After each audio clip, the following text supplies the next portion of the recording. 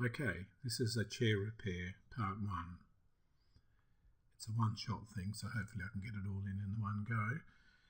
This is the chair I bought. I bought 2 of these for the princely sum of $15 each. They were in good condition according to the owner and just needed a little bit of a sand.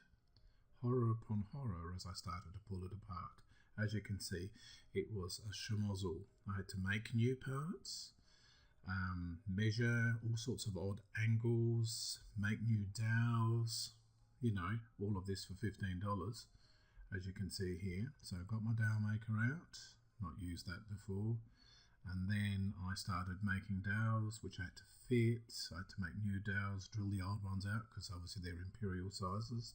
Everything's metric these days, but as you can see, I gradually started using. I used the expandable glue, which I can't think of the name of right now. Cheerio then.